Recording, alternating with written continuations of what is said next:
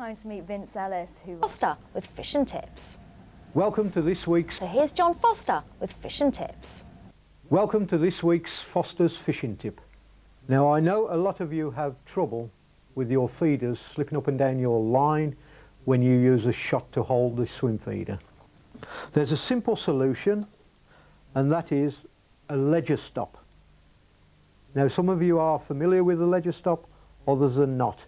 Basically, all it is a piece of plastic which you feed your line through your feeder, feed it through the ledger stop, and you've got a little plug which plugs in and it locks onto the line, and that will stop your feeder slipping and going towards the hook. Feeder fishing, keep it simple. There's nothing more simple than a ledger stop, and it freely runs through the feeder. Now, whilst on feeder fishing, over the past few years,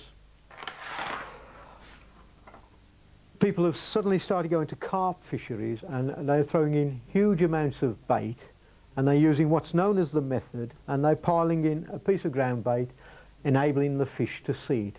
Now, for a number of years, we have tried to hide the feeder so that the fish don't see it.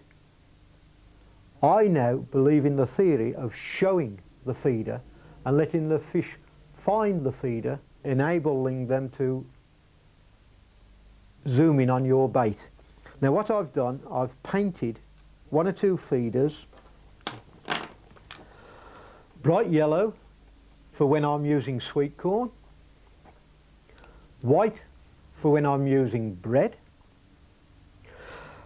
and when I can't quite make my mind up, I've done a spotted one.